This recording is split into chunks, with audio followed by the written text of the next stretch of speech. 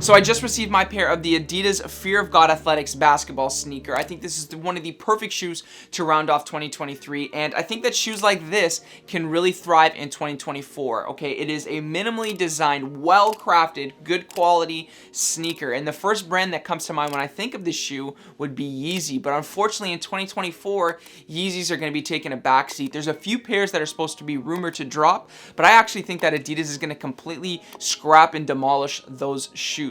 Now, there's also rumors that Yeezy himself is going to be dropping like a literal pair of socks, like high-cut socks or something like that.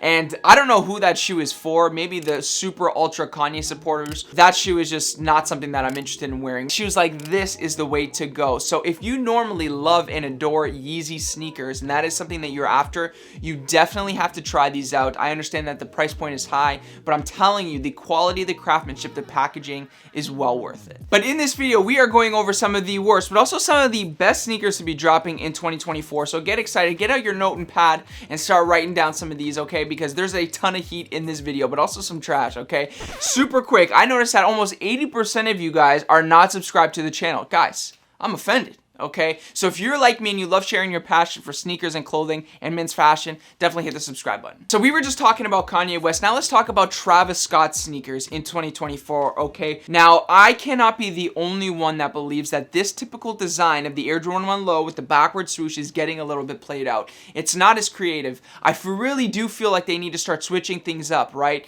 That's what I initially thought until I saw those cut the check Travis Scotts and I was like, wow, those are hideous. I actually really do not like those. I think that the more pictures that I see coming out of those shoes, the less I like them, okay? It's just, once again, very predictable. It seems like a typical Travis Scott design, whereas back then, a few years ago, he was hitting us with an Air Max. He was hitting us with a Jordan Trunner, okay? So all of this to say that I think that the Air Jordan Travis Scott line is getting a little bit played out, okay? And when you factor in how difficult that they are to get, how quickly they sell out, and the resale prices, and trust me, I know about resale, paying resale for shoes like this, I don't think that the Travis Scott sneakers are a way to go, and I have a very controversial opinion here, okay? But I actually think that the Drake Nocta line has more potential, okay? Those Nocta glides that dropped were one of the best shoes to have released in 2023. We're so accustomed to Drake not really hitting on sneakers, right? What we saw in the past, but I think that this Nocta line has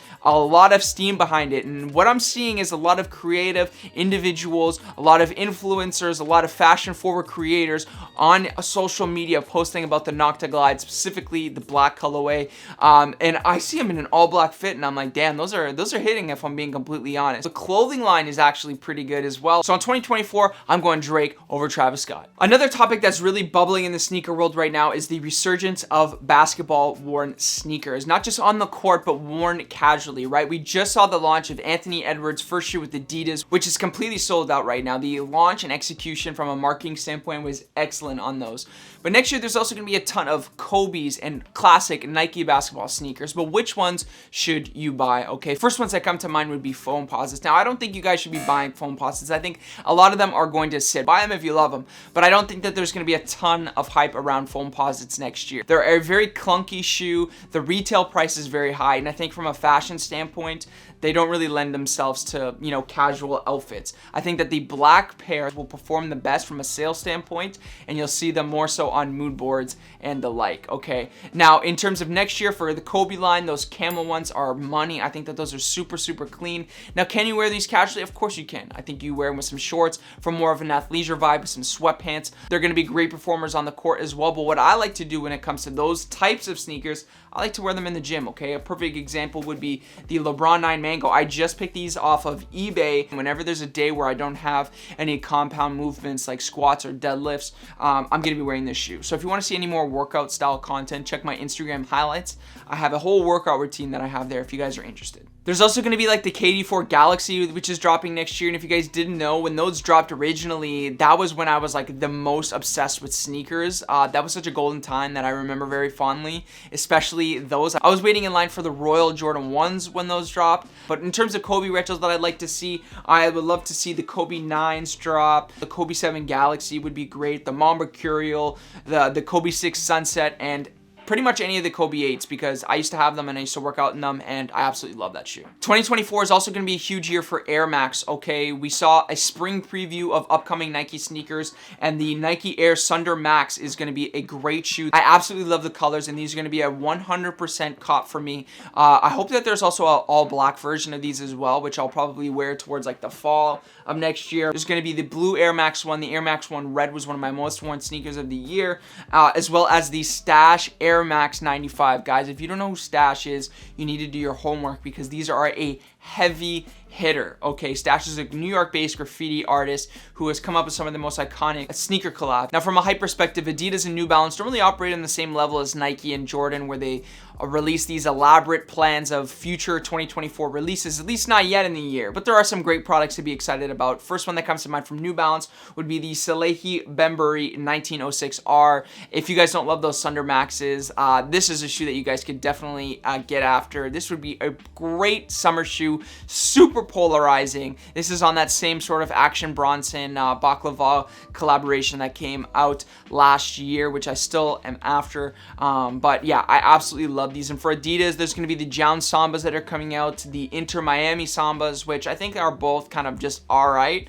But I'm more so thinking of like Adidas Fear of God, if I'm being completely honest, for 2024. But yeah, at the time of filming this video, there aren't any huge New Balance or Adidas collabs that are really jumping off the page to me for 2024. However, I cannot say the same about Air Jordan because there are a ton of shoes coming out in 2024 that we already know about, so much so that I have to just rattle some of these off here. So let's talk about the first one, which would be the J Balvin Air Jordan 3s. Now, in my opinion, I think that these are trash, okay? I think that the first ones, the white ones with the colorful accents, made total sense. Perfect summer shoe, right? You have white Air Jordan 3s and you have all of these colorful accents which sort of really exemplify his personality and his style of dress, right?